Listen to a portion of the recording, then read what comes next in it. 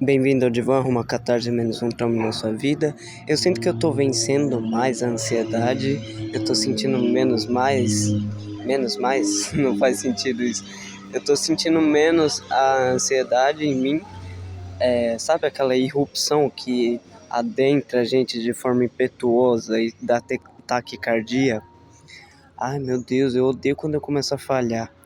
Esse podcast vai ser um resumo de todo o conhecimento que eu consegui acumular sobre amor durante esses anos. Eu vou reformular, quer dizer, eu vou dizer de novo o que eu já disse no podcast de definições profundas sobre o amor, e eu vou dizer sobre. Eu vou falar o que eu falei numa aula que eu dei sobre o amor. E provavelmente eu vou querer futuramente dar essa aula de novo, quando talvez eu me formar. Talvez eu me forme e vire professor. Mas antes a gente vai ter que dar certas definições sobre o que é e o que não é, aparência, essência e tal. Tá, vamos começar pela questão do númeno e do fenômeno. Filosoficamente, um cara chamado Immanuel Kant, um alemão, ele apartou uma briga entre empiristas e racionalistas. Os empiristas acreditavam que a substância concreta basicamente é uma puta que pariu, é muito difícil. Tem a epistemologia, que é a área do conhecimento, ou seja, ela se preocupa com as questões como a gente conhece, não, o que é conhecimento, o que é verdade, o que é mentira, como que a gente conhece e qual o limite do nosso conhecimento. Epistemologia, do conhecimento aprofundado dos filósofos, dos cientistas verdadeiro, aquilo que é realmente. E logia de logos, que é o estudo, o discurso, o princípio organizador do universo, segundo Heráclito. Então, episteme e doxa são uma separação que os gregos tinham entre o conhecimento mais profundo e doxa, que é do senso comum. Doxa é aquela opinião que qualquer um tem, tipo, eu me movimento e a lua também se movimenta, ou seja, a lua tá me seguindo. Esse é um pseudo-conceito, segundo Vygotsky, né? Não, eu não lembro como ele dá o termo. Tá. Então, número é aquilo que a pessoa é na realidade, e fenômeno é aquilo que aparece para a sua consciência, aquilo que não é, aquilo que o seu filtro distorce. Por exemplo, tudo que observamos na realidade tem uma característica, um conteúdo que é externo a nós, e portanto a gente é capaz de conhecer o objeto externo porque ele tem um conteúdo, ele é uma causa sui, e portanto ele fundamenta a experiência. E a razão, ela tá por trás do que a gente é capaz de conhecer com os nossos sentidos. Basicamente é isso. O sintético a priori é aquela experiência que também pode ser mental. Sim, o Kant separa, né, entre juízos sintéticos, analítico, sintético a priori, sintético a posteriori. Não lembro, eu acho que ele não separa em sintético a posteriori. É analítico posteriori. Basicamente é como você está conhecendo a experiência, por exemplo. Caralho. Analítico é aquilo que é pela razão do Descartes, né? E sintético é aquilo que a síntese das experiências do empirismo gerou em mim. Então, o sintético a priori é a junção das experiências com o a priori, que é antes da experiência. Ou seja, ao mesmo tempo que eu experienciei algo, aquilo tá a priori na minha experiência. Tá, e o que acontece? Eu vou definir já definimos um pouco, deu 4 minutos. Eu tenho uma frase minha que eu falo assim: estética é beleza e beleza é fútil. O tempo faz a beleza se esvair, mas o que fica são os bons momentos em que você tatua na memória. Era numa época onde eu era um retardado que escrevia tudo o que pensava e achava que era muita coisa foda. Mas não, estética não é beleza e beleza não é fútil. Porque estética é uma área da filosofia que lida com essa parte sensorial, epistemológica, que lida com o conteúdo, com a forma, com a matéria. E a beleza é a porta de entrada para você gostar ou não gostar de alguém, é a porta de entrada para você ver o que faz sentido. Mas realmente o tempo faz a beleza se esvair, teoricamente, porque se você acha que, por exemplo, o nosso corpo para de conseguir se autossustentar e ele começa a gerar defeitos nos órgãos, começa a não conseguir mais nutrir a cor do cabelo da pessoa, fica branco. Mas o que realmente importa nessa relação entre duas pessoas não é a beleza de nenhuma delas, é o quão bons são os momentos felicitatórios e quantos deles ficaram na mente de cada um.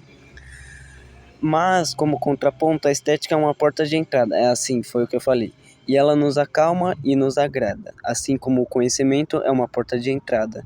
Mas o que queremos é a sabedoria, algo mais profundo. Mas o que eu quero dizer com isso é que o amor não tem distinção de beleza, cor, etnia, ele vem de dentro, não escolhemos o que sentimos. Nossa, que clichê que eu escrevia.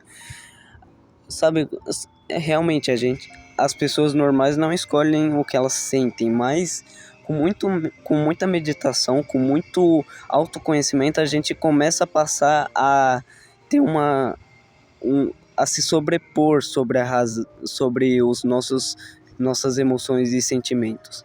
A pessoa que olha sua foto não vê o seu pior lado, realmente. Olhe para uma pessoa com os olhos de um cego que olha dentro da alma, afinal somos carcaças envolto que esconde o nosso cérebro e ele é uma das poucas coisas que realmente importa e não são um mero detalhe. Não, o cérebro não importa, ninguém vai beijar um cérebro, porra. A gente beija o corpo. A gente beija os lábios de alguém, não o cérebro. O cérebro também, ele tá numa caixa, que é a caixa craniana, e ele tá tudo escuro ali, mas a gente vê cores. E o nosso cérebro não produz as cores que ele tá vendo. Então é algo que ele cria uma ilusão. A minha reflexão começa no livro do Nietzsche, Gaia Ciência, onde ele fala: o amor perdoa ao ser amado até o desejo. Tá, voltando. O que me lembrou de outro livro dele, além do bem e mal. No aforismo 175, acabamos por amar o nosso próprio desejo em lugar do objeto desejado, ou mais conhecido como você ama o desejo e não o ser desejado, que é no livro, se eu não me engano tá no livro, assim, o dia que Nietzsche chorou, né, que foi feito um filme. O que nos parece tornar o amor puramente egoísta e fingido, onde o que te faz amar... Ai, peraí, porra. Tá. O que te faz amar e ser amado é apenas a vontade de sentir estímulos físicos de afeto. Mas eu acho que amamos algo na essência de outra pessoa. Mesmo que você ouça alguém e aquilo não tenha utilidade nenhuma para você, isso é amor. Ai, meu Deus. Tá. É quando você aceita os defeitos de outra pessoa. O amor é, acima de tudo, a inutilidade das idiosincrasias que te faz ser um ser humano e se conectar com a outra pessoa.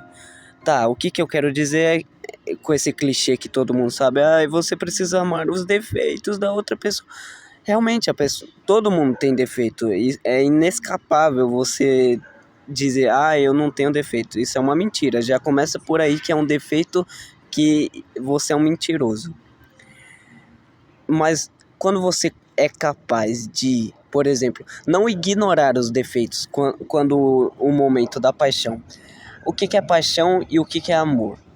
A paixão é quando ocorre uma irrupção emocional e sentimental de estímulos eróticos que faz você desejar outra pessoa.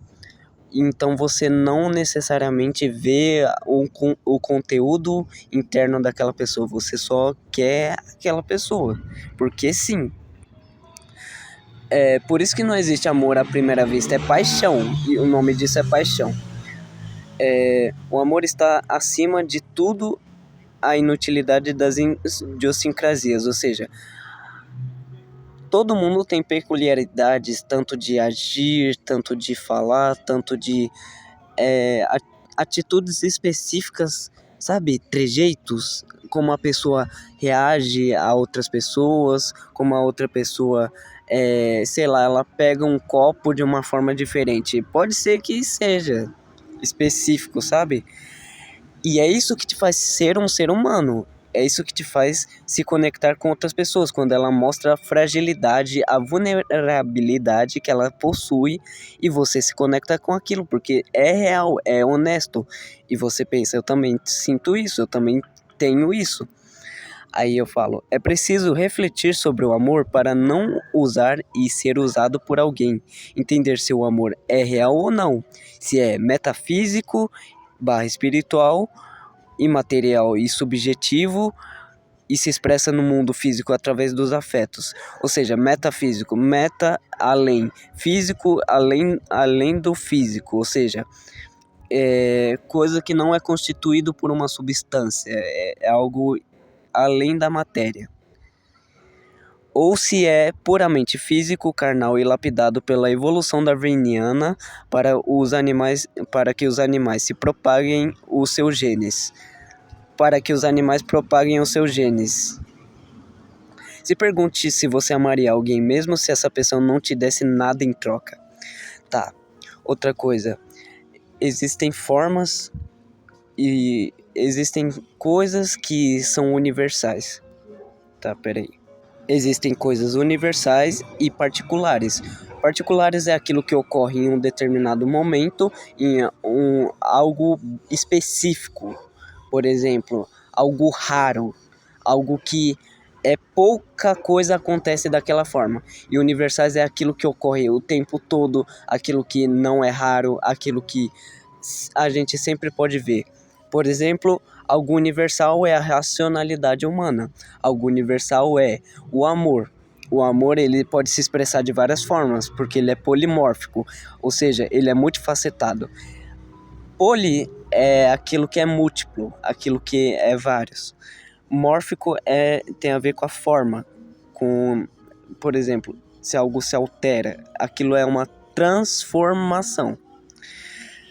E a gente pode tirar um substrato comum de todas as coisas que chamamos de amor. É o desejo de ter alguém, o desejo de que aquela pessoa tenha o melhor. Tá, voltando. O argumento de que o amor é apenas uma reação química e que é produzido no cérebro para te fazer querer reproduzir, me parece um tanto quanto reducionista. É o argumento schopenhaueriano. Schopenhauer, ele se frustrou muito com o amor. Ai, meu Deus, puta que pariu, eu odeio aqui. Me parece reducionista, sim, porque a gente, por exemplo, usa camisinha para não se reproduzir. A gente goza fora para não se reproduzir. Isso ainda é amor, ainda é amor. Não é aquele conservadorismo cristão, tem que jogar leite dentro e esperar um bicho sair dali. O amor realmente existe como algo maior e o seu cérebro foi se desenvolvendo para criar receptores para recebê-lo. Assim como a criatividade que talvez já exista no cosmos, só que você precisa absorver ela por uma musa, entre aspas. Musa, eu tô falando que a questão dos poetas, né? O Homero, por exemplo, ele falava das musas de Apolo, que são aquelas que dão inspiração para o poeta. Ou seja, não é do poeta que aquilo acontece, é a musa que produz a capacidade do poeta ser. Ele só tá transcrevendo. Porra, mano, vai tomar no cu, caralho. Tá. Conecte outros conhecimentos do mundo externo. Tá. Na reflexão profunda, chegamos ao seguinte questionamento: será que ele realmente me ama ou só nos usamos para suprir as carências afetivas um do outro na tentativa de diminuir o peso da vida, dividindo os nossos problemas? Será possível eu o conhecer profundamente, já que ambos estamos presos em nossas subjetividades e nem conseguimos conhecer totalmente a nós mesmos? Tipo, eu tô preso de mim e todo dia eu conheço alguma coisa nova que eu não sabia sobre mim mesmo. Eu sou apenas um meio, um predicado / objeto, um emissor de estímulos para prazeres momentâneos para esse receptor e vice-versa. Eu também só sou um receptor para esse emissor de prazer. O que é isso, sabe? Nessa aula que eu dei, eu comecei falando que o amor é literalmente como uma droga que invade o seu sistema, libera ocitocina, que é o neurotransmissor responsável pelo amor, libera dopamina, libera serotonina, libera endorfina na hora do sexo, ou quando você... Sabe, porque endorfina é liberado quando você se exercita. E você se exercita no sexo também. Eu perguntei pro ChatGPT, quero saber quais são todos os neurotransmissores que são acionados quando amamos alguém, por exemplo, dopamina, ocitocina, endorfina durante o sexo. Quais áreas cerebrais são ativadas quando amamos? O sistema límbico, ele inibe o córtex pré-frontal. Quando elaboramos situações futuras, qual parte se ativa? Aí ele me respondeu: quando amamos alguém, diversos neurotransmissores estão envolvidos, incluindo a dopamina, a ocitocina, a serotonina e a endorfina. A dopamina está relacionada à sensação de recompensa e prazer. A ocitocina é conhecida como o hormônio do amor e está associado à ligação emocional e ao apego. A serotonina está envolvida no humor e nas emoções. E as endorfinas são responsáveis pela redução da dor e pelo bem-estar geral. Tá. As áreas cerebrais ativadas quando amamos incluem o sistema límbico, que é responsável pelas emoções e pela regulação do comportamento, e mais especificamente a amígdala, que está envolvida no processamento de emoções como o medo e o apego. Outras áreas importantes é o córtex pré-frontal, que regula o pensamento e o comportamento consciente. Quando elaboramos situações futuras, a região do cérebro que se torna ativa é o córtex pré-frontal, especialmente o córtex pré-frontal dorsolateral, que está relacionado ao planejamento, à tomada de decisões e à imaginação de cenários futuros. Esta região do cérebro trabalha em conjunto com outras áreas cerebrais, como o sistema límbico, para processar as emoções e tomar decisões. Tá, vamos voltar.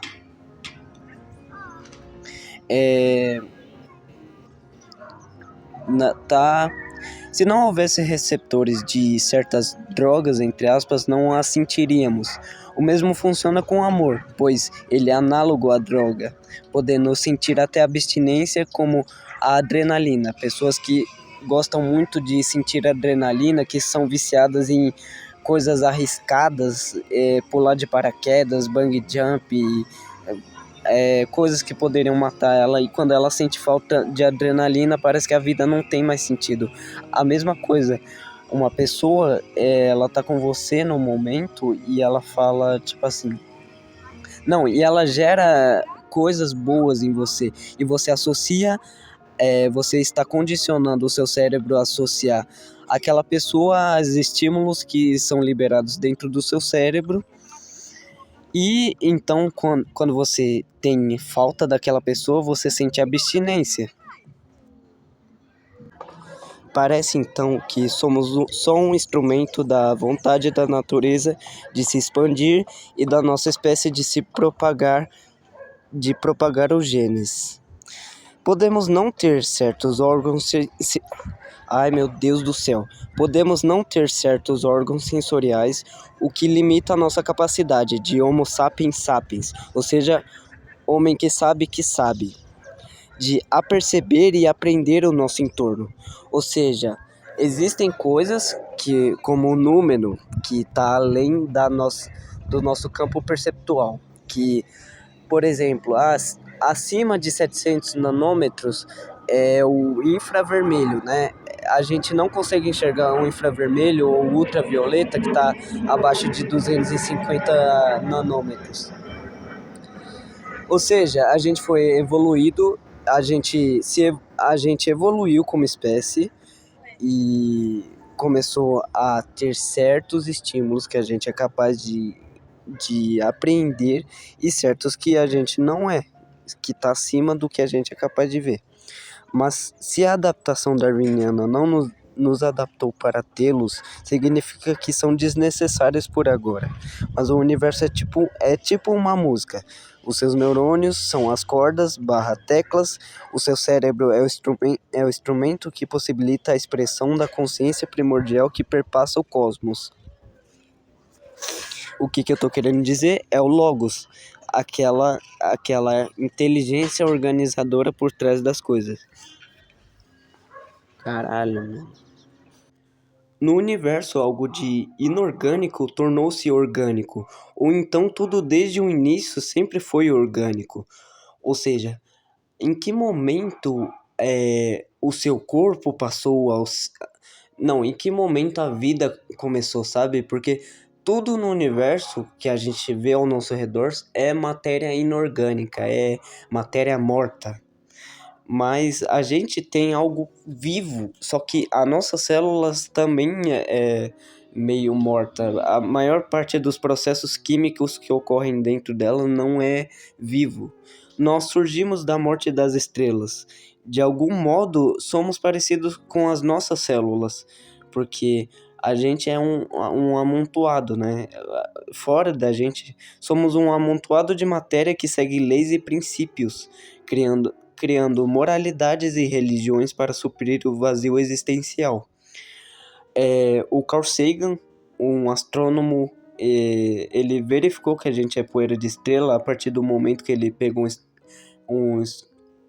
espectroscópio, viu a composição química das estrelas, viu como a luz é alterada a partir do componente químico e viu que o nosso corpo também possui 97% dos mesmos átomos que estavam nas estrelas. Ou seja, aquilo que compõe a gente de maneira química, o carbono, o nitrogênio, oxigênio, hidrogênio, carbono, eu acho que eu já falei, fósforo, enxofre, magnésio, manganês, sabe? Todas essas coisas. Então, de alguma forma o universo se transformou, as estrelas explodiu, tipo assim, uma estrela explodiu, outra estrela explodiu. O contato das duas gerou uma implosão que sugou todo o material das duas e formou, por exemplo, o Sol e os outros planetas também. Tipo o oxigênio, sabe? Eu apenas sinto os estímulos que eu recebo de objetos barra predicados e pessoas. No caso, eu tô mencionando que a pessoa é um objeto porque ela está fora do sujeito que sou eu. Ela é um sujeito também, independente. Mas, ao meu ver, na minha realidade, a pessoa é um objeto fora. Mesmo que eu cause dor ou prazer para outrem, eu não o sinto em sua consciência. Nós não experienciamos o universo de forma direta. Experienciamos os nossos sentidos experienciando ele, ou seja, duas vezes distante. De alguma forma a realidade está vindo aos meus sentidos e eu sou uma coisa à parte que está sentindo que o meu cérebro está sentindo os meus sentidos sentirem a realidade. Eu não sei. É, se em outro planeta os organismos de lá fossem criados sem a ideia de amor, sem um meio de reproduzir, de forma de ter afeto, no caso, né? Se eles se reproduzissem. Se eles se reproduzissem sem o contato físico de maneira sexuada, não haveria o amor, pois o amor é uma expressão do contraste entre genética e ambiente, uma convenção social. Se você não aprendesse com seus pais ou outrem, você não amaria, o que eu vejo que está errado. Parece que a estrutura ontológica que compõe a gente é o amor. Por que que uma molécula se liga com outra? Não, por que que um átomo se liga com outro e forma uma molécula? Eu acho que no fundo é um amor. O amor é eletricidade, não é? No cérebro. O amor não se converte em neurotransmissores, íons de sódio e potássio, é, fazendo alteração, a variação na permeabilidade da membrana celular. Então, é a mesma coisa. Tá. Existe o medo selvático, que é aquele medo que causa adrenalina e deixa seus movimentos rápidos, portanto imprecisos, e o medo racional é aquele medo que te impede por ansiar um futuro hipotético, ou seja, você vai criando algo e você tem medo que não ocorra como você quer que ocorra, e portanto você tem medo. O amor é uma transdução. O que é uma transdução? Por exemplo, quando o seu corpo pega um estímulo químico fora de você e traduz, e o seu cérebro pega aquele estímulo e traduz para que seja palatável para ele. Por exemplo, a luz é um estímulo luminoso que atravessa minha retina manda para o meu córtex, não, para o meu nervo óptico, e tem todo o negócio do córtex processar aquilo. Tá. Há um objeto a qual o meu amor é direcionado, mas nesse sentido ele é emocional, portanto possui camadas de fantasia. O impulso daquilo que é real e é convertido em fetiche e mascarado em palavras e gestos bonitos. Ou seja, aquilo que existe algo real, que entra até o meu aparato cognitivo e transduz para a minha realidade, que é um fetiche no caso. Mas apenas você, como ser cognoscente, é capaz de sentir suas emoções. Temos acesso apenas a fragmentos fenomênicos de quem é este tal objeto, que possui possibilidades além do nosso escopo perceptual. Há poucos espíritos que nasceram dotados da capacidade de amar. E os que nasceram estão perdidos, pois não há complementares em sua época. Os objetos nos parecem serem anteriores à experiência e, portanto, possuem um conteúdo como sua propriedade inerente, um campo do seu lado cognoscível e sua parte incognoscível. Cognoscível é aquilo que a gente é capaz de conhecer através dos sentidos, e incognoscível é aquilo que está além e que a gente não é capaz de conhecer, como, por exemplo, Deus ou o amor em sua totalidade. Essas esferas de apreensão são expostas para um ser capacitado da habilidade de apreender.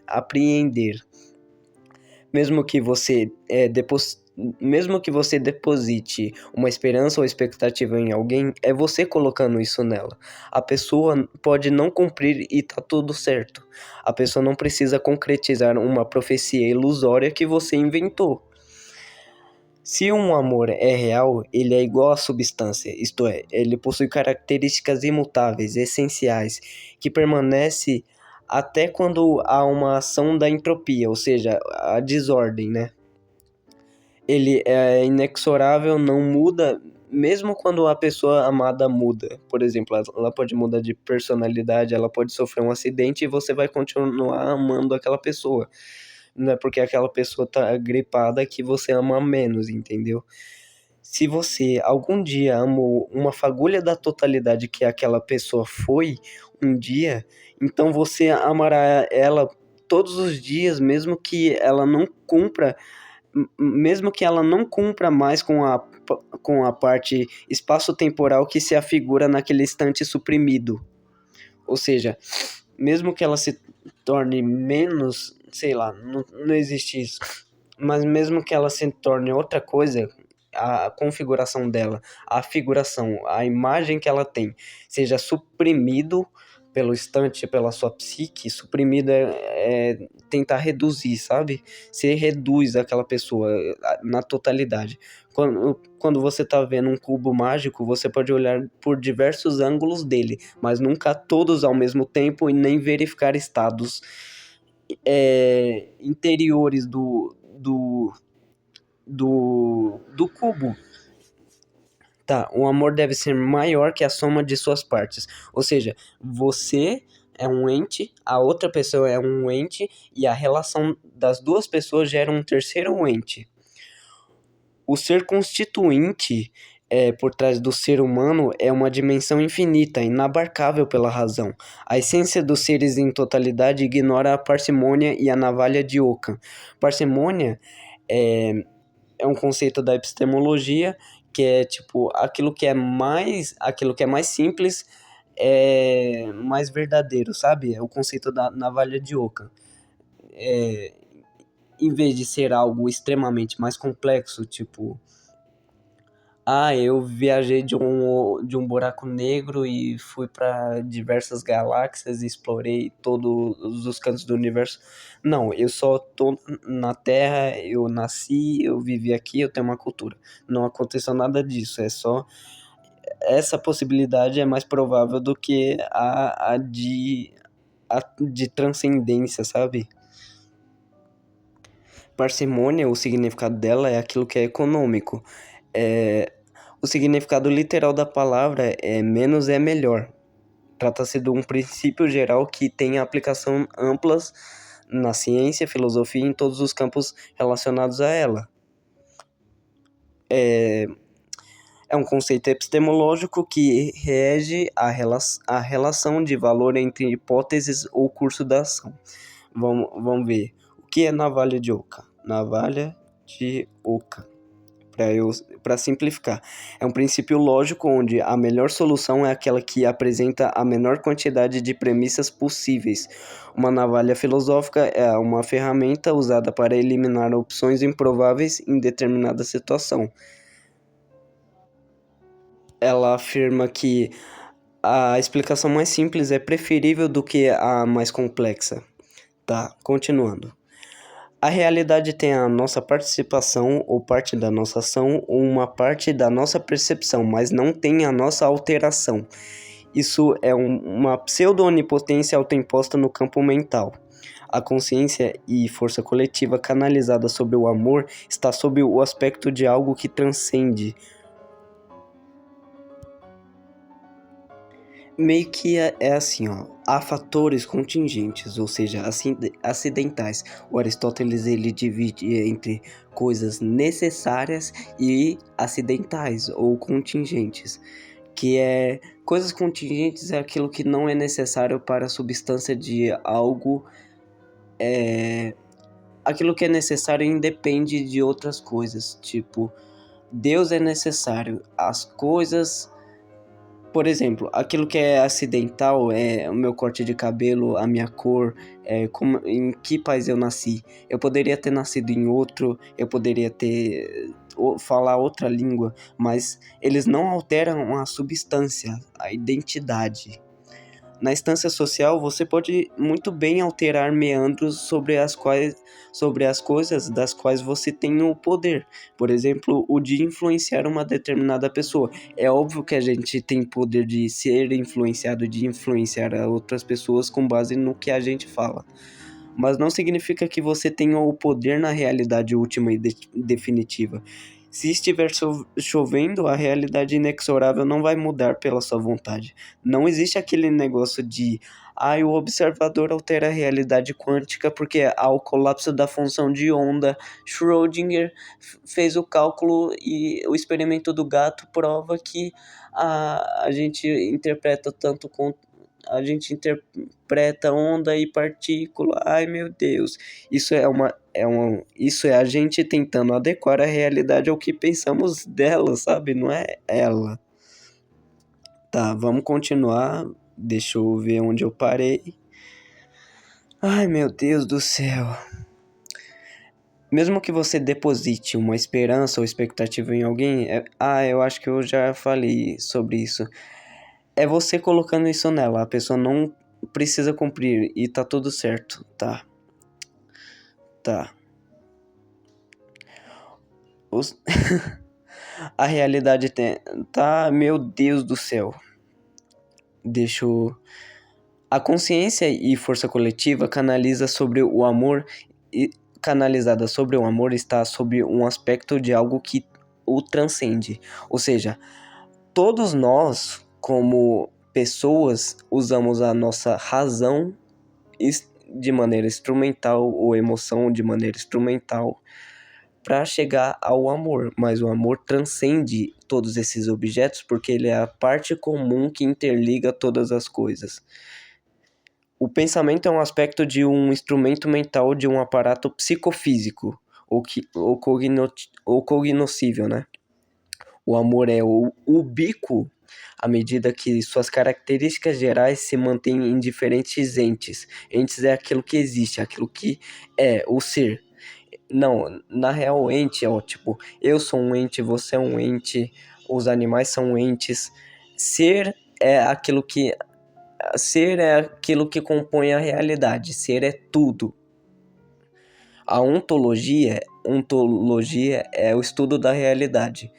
Onto é ser e logia do logos, que é estudo, teoria. O desejo pelo melhor do o desejo pelo melhor do outro. Se você não quer alguém bem depois desta pessoa negar algo para você ou contrariar você, é porque você nunca de fato amou esse ser. Eu bugando aqui.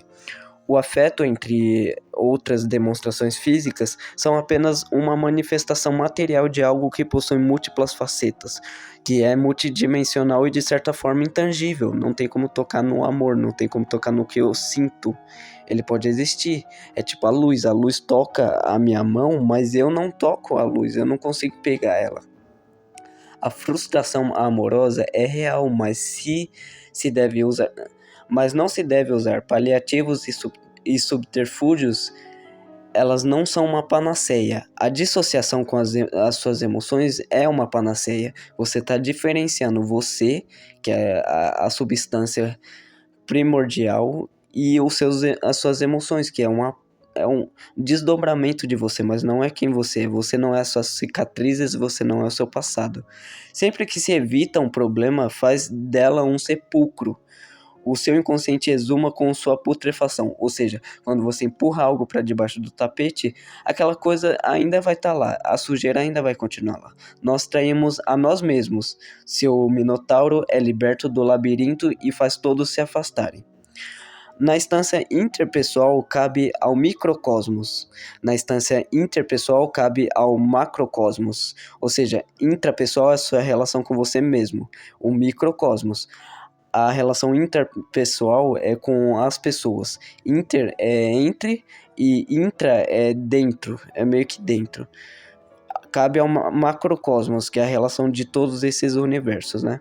Das relações e essas estruturas ontológicas são interdependentes, ou seja, elas dependem uma da outra. Interacionista, uma interage com a outra. O amor é apofático, mas também possui a sua parte catafática. Tem a tradição patrística, né, que ela separa o apofático, aquilo que é inefável, daquilo que é catafático, que é aquilo que é racional, se eu não me engano, é assim.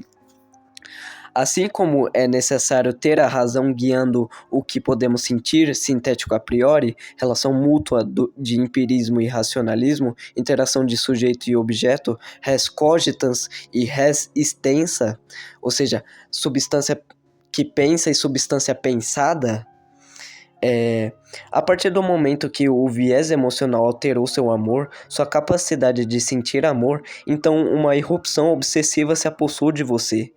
Você amou a possibilidade de obter controle sobre as possibilidades que o outro tem, não o que transcende seu controle. Ou seja, você não amou aquilo que está além do seu controle. Se ele não é genuíno e natural, vai se romper. As suas ruínas se tornarão memórias e cicatrizes. Ou seja, se o amor não é genuíno e natural, ele vai se romper. Amor é querer compartilhar a felicidade infinita, mesmo que não haja modos de fazê-lo. É querer compartilhar a eternidade beática no céu. Eu poderia até trocar minha entrada no paraíso para que você esteja lá, e eu poderia suportar a eternidade no inferno só para você, só para você, só que, ai meu Deus, só para que você seja feliz. É tão difícil? Ou seja, em termos menos complexos e espirituais, eu preferiria sentir as suas dores no seu lugar e nem precisaria te dizer que eu estou fazendo isso, pois estaria feliz de saber que você não precisa passar por isso. Eu não devo me ofender quando um ser que não eu julga as minhas experiências ou forma de que eu me comporto ou forma de eu me comportar, já que ela está tentando me comportar no espectro da realidade dela. Ela tá tentando me suprimir, tá tentando me diminuir ao que ela é capaz de entender. Ela não é nem madura o suficiente para saber o que é melhor para mim, nem livre o suficiente, pois se priva à medida que ela deseja que você seja outra coisa que não você, ela também se tornaria quem não é para agradar quem não é ela. Ou seja, você se degrada para agradar outra pessoa. Você é culpado por se criar expectativas sobre outra pessoa, e outra pessoa é culpada se criar expectativas sobre você. Talvez estejamos fadados a cometer os mesmos erros, mesmo sabendo qual o caminho seguir. O amor pode mudar de forma, ser polimórfico, mas continua sendo amor. Mesmo com raiva ou qualquer coisa que interpretamos com o viés negativo, ainda há um polo entre esse modo peculiar de enxergar que pode conter doçura, agridoce, né? A melancolia e tal. Nós somos resultados de tudo o que passou pela nossa consciência. Somos resultados da genética e do ambiente. O sotaque e a fisionomia são provas disso. A gente se apropria do sotaque. A sua fisionomia é aquilo que caracteriza você como uma substância, uma forma diferente, individualiza você. Todos têm uma versão de você dentro da própria cabeça. Ou seja, uma pessoa te vê como corajoso, outra como covarde, ou medroso, uma te vê como forte, outra te vê como fraca, outra te vê como inspiração, outra te vê como uma inspiração a não ser seguida. Assim como você tem uma versão subjetiva de todo mundo que passa pelo seu filtro de realidade. A gente ama não só a pessoa que a gente gosta, mas amamos todas as pessoas que ela amou e que estão dentro dela e que constituem ela. Você ama o pai dela que criou ela, você ama o trauma dela, você ama tudo naquela pessoa, porque a pessoa não é apartada das suas circunstâncias. Por exemplo, se uma pessoa é tímida e você não consegue conversar com ela, é impossível ter abertura para um relacionamento, seja de amizade ou mais profundo. Agora, se ela conseguiu deixar de ser tímida e você consegue se relacionar com ela, tipo, no momento ela é tímida, ela conseguiu vencer isso. Você não está apenas se relacionando com ela isoladamente, mas sim com ela e com a abertura que ela conquistou deixando de ser tímida. E ela e o modo de agir, o meio que a transformou que você se relaciona. Ou seja, o que ela fez para deixar de ser tímida? Ah, ela foi na terapia. Ah, ela viu que ela é muito mais do que aquilo. Então você está se relacionando com ela e com as circunstâncias que o fizeram ela ser daquele modo. Todo relacionamento é uma simbiose ecossistêmica, fusão de energias conflitantes que se harmonizam, cultura exterior, meio, e biologia interior, genética. Esses elementos se fundem para dar origem à aprendizagem. O meio é o estímulo, uma pseudo-causa sui, ou seja, causa sui é aquilo que é necessário, aquilo que fundamenta a si mesmo, que serve de alicerce para a empiria. A genética é aquilo que apreende o real, entre aspas. É como se ela tivesse o arquétipo de parceiro que você transpõe simbolicamente. Ou seja, a gente sempre pega o arquétipo de namorada. A gente tem um espectro que é umas características comuns que a gente vai pegar simbolicamente e atribuir àquela pessoa. Ah, namorada é isso, ela faz isso, isso, isso, ela me ama, a gente faz sexo, a gente vai no shopping e namorada é isso. Esse é o meu padrão, é um arquétipo. Agora, quando essa pessoa vai embora, eu transponho esse arquétipo em outra pessoa, simbolicamente. Ai, meu Deus do céu. Basicamente, tudo são eventos intermediários. Estão entre o passado e o futuro. A causa, um estopim, por sua vez, tem uma causa que antecede e fundamenta o momento propício para isso ocorrer.